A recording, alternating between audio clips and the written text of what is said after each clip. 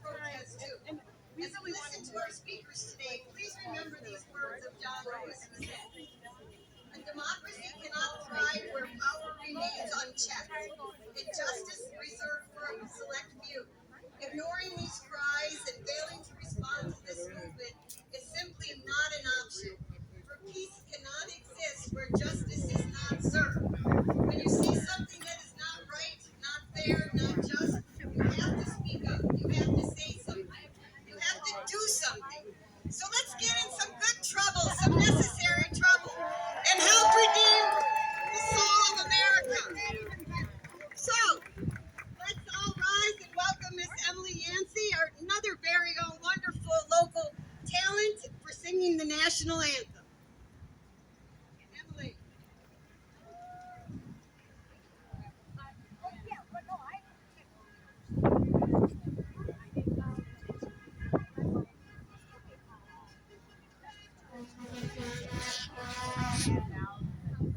Oh, say, can you see by the dawn's early light what so proudly we hailed at the twilight's last gleaming, whose broad stripes and bright stars through the perilous fight o'er the ramparts we watched were so gallantly streaming, and the rockets rang the from those bursting engines, gave proof through the night that our flag was still there. Oh, say does that star-spangled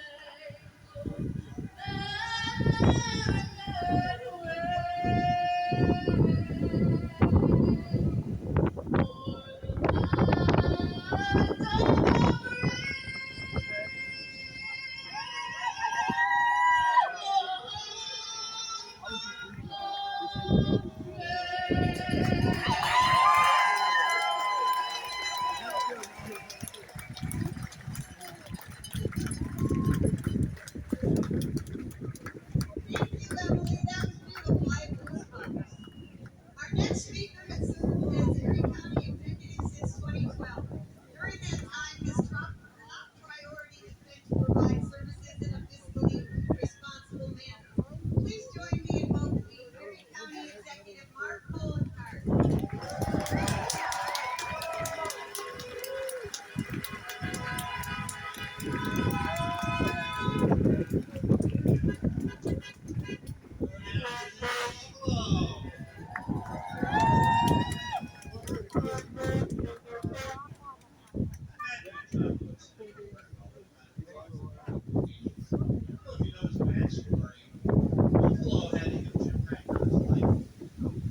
Grew up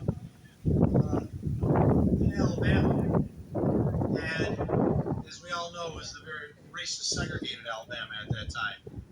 But he had family members that lived in Buffalo. In the summers, his family would send him up to his aunts and uncles. And it was the first time he said that he realized that there could be equality because the black person was being served by a white person. He'd go to Sattlers. Remember Sattlers? The old people, the more seasoned individuals. I shouldn't say old. More seasoned. Well, remember Sattlers. I remember Sattlers.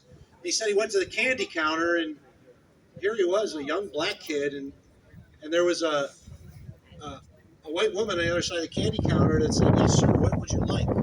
It's the first time he ever saw it in his life, and I think it's important because that's who we're talking about here, John Lewis. But this city had an impact on his life, and he realized that what he saw in Alabama was not what really could be.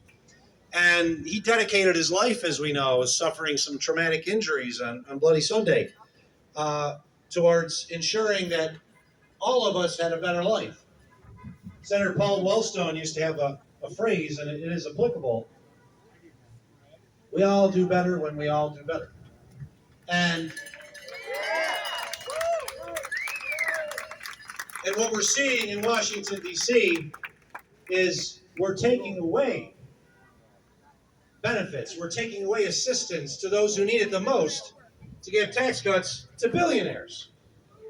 Now, if John Lewis was here, I know he'd be the one talking the most about how un-American it is. You know, billionaires, you don't have to hate a billionaire, but they don't need a tax cut. Simple as that.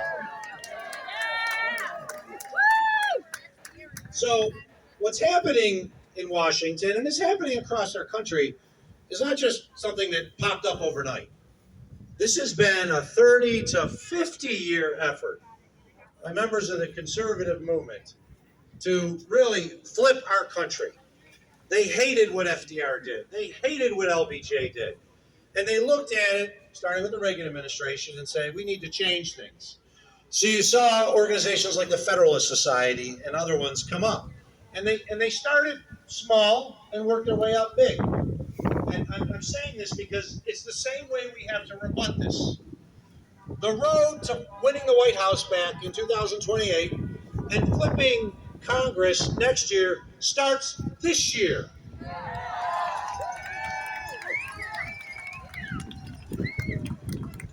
In the city of Buffalo, there is no Republican Party of note. They have a candidate on the ballot. He's not going to win. Sean Ryan is going to get elected our next mayor. But it wasn't that long ago that Democrats controlled Hamburg, and Democrats controlled Cheektowaga, and there were Democrats in Lancaster. And the Republicans control those towns right now. Why? Because not the effort or the quality of the candidates that we were running, but we were so focused on some of the big picture, we forgot about our backyard. Something I've never forgotten about when I've run for office as county executive. I'm proud to represent the 1 million or so people of Erie County, which includes the city of Buffalo, 2 small cities, and 25 towns, and 16 villages. Doesn't matter where it is. If you live in Erie County, you're one of my bosses. But for some of us, it's not sexy enough to help out that candidate running for town supervisor. It's not sexy enough to help out that candidate running for town council. But they need your help. We cannot allow the Republican Party to have an additional foothold anywhere in our country, and it starts local. I need you to get out. I need you to get out and help our candidates running for county legislature. Some of them have races this fall, others do not. But I need you to get out and say, it's important to have protests, but we have to stop wringing our hands. We need to start ringing doorbells.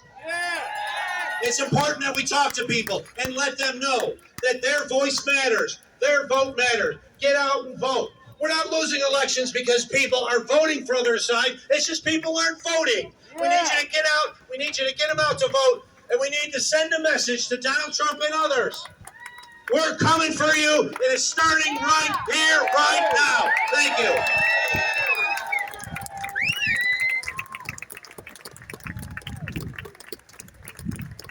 Thank you, Mr. Poloncarz.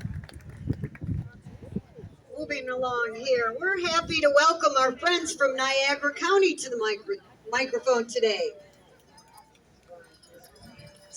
Ms. Speranza has been a Niagara County legislator for their 12th district for almost 10 years. District 2 years.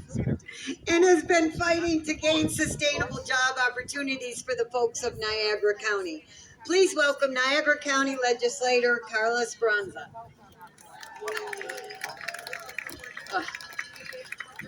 All right.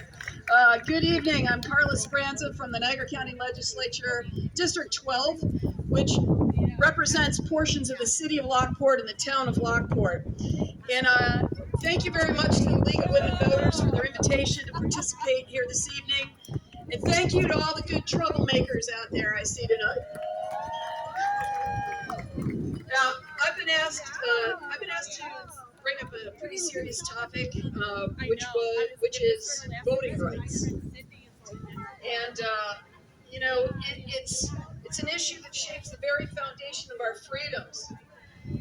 Echoes of past struggles remind us that the right to vote is not guaranteed. It's a privilege fought for and protected vigilance. I remember back in a college history class, I learned that, and please forgive my references, but this was critical at the time, black, colored, and Indian people in South Africa became disenfranchised by a white minority.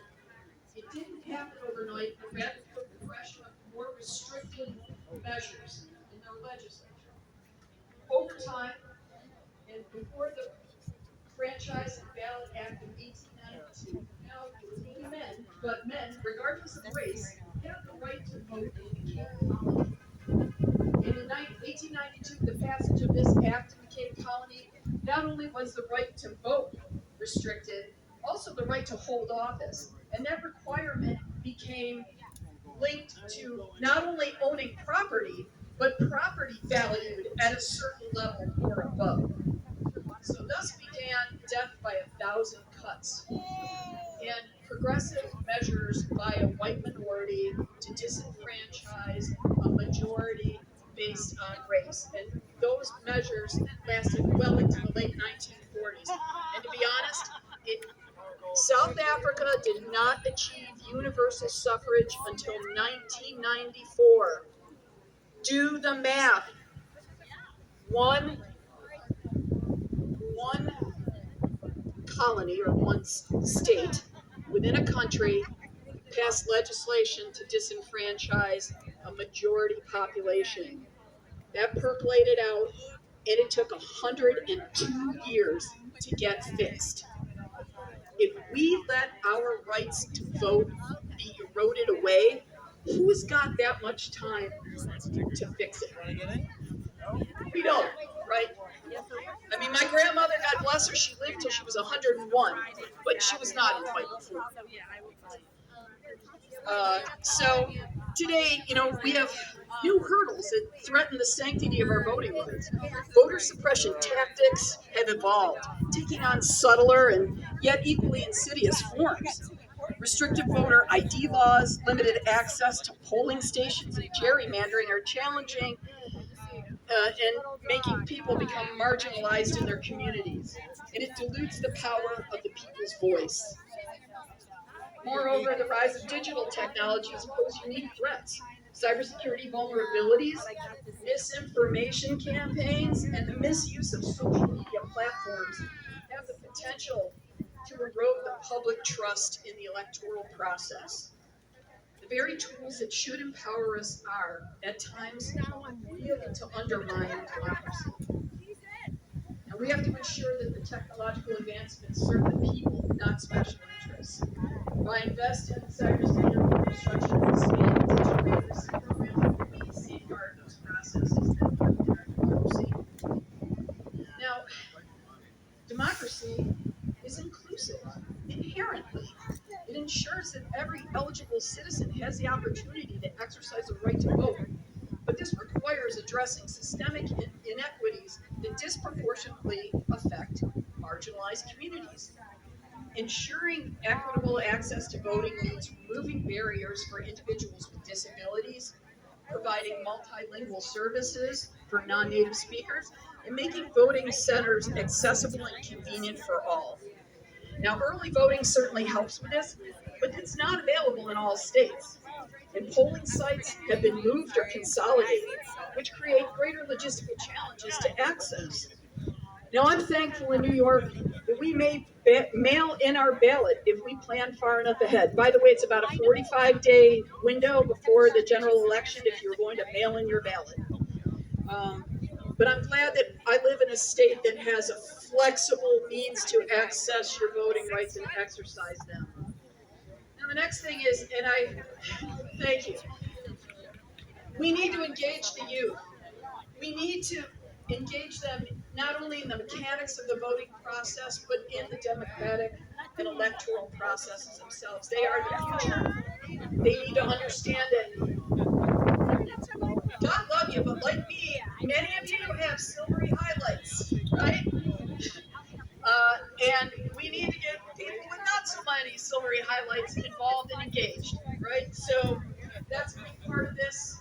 Take this message home. Take it to your communities.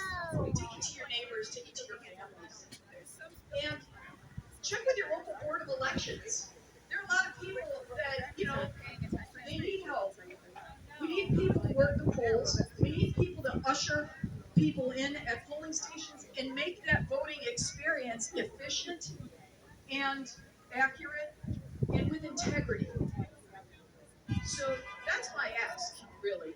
Get involved, get engaged. In 2025, the fight for voting rights is far from over.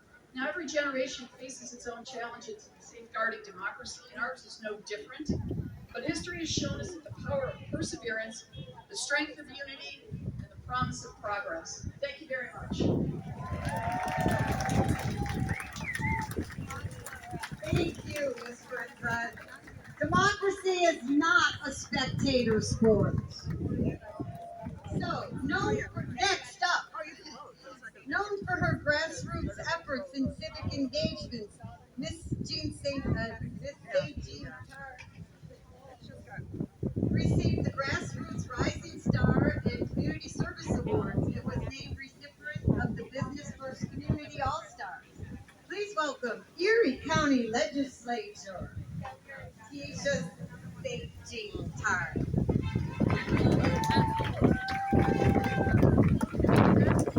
Hello, everyone!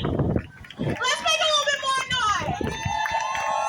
My name is Taisha St. Jean Tard, and I am one of the youngest legislators in the city of Buffalo.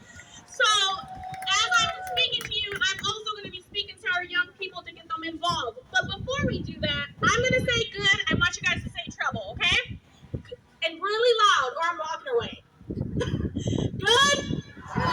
Good? Good? So, as we're thinking about what's going on in the world, we're getting hit left and right. When you look at your neighbors, we're talking about healthcare, voter rights, education. You name it, every day I wake up and I see a new problem. And when we're thinking about the future and our next generations and our doctors and our lawyers who may not be able to even get a loan to get their education, we need to use our right to vote. We need to engage the young population. We just had an election in the city of Buffalo. 26,000 people voted out of 200 and about 20. That's not good. But we're constantly fighting about things that we see every day, from streets to sidewalks to just our normal rights as taxpayers. But if we're not going to those polls and voting, we're doing a disservice to our community. So what I'm asking everyone today is, because I do see a lot of our friends who are a little bit older, I need you to bring out the young people. I need you to talk to your daughters, your sons, your grandchildren, and say, it's time for you to get involved. I decided to take a position because I wanted to make sure that I was making an impact for the future. And I didn't do it lightly. I took a $50,000 pay cut. Yeah. But you know what? I wanted to create good trouble. And I can't do that just sitting on the sideline. So don't feel bad. Trust me, I got a great husband. So we need to come together as a team and attack these things. And we know there's a bigger election coming, right? We can't sit on the sidelines. We have to get involved. We have to, if you don't have money to donate to campaigns, that's fine. People would rather have you walk the doors, canvass with them, lit drop. Donate one day of your time. Just one. And you can make an impact. So, once again, what are we good? Good? I hope everyone gets out and be good trouble. And also convince more people to be good trouble. Thank you.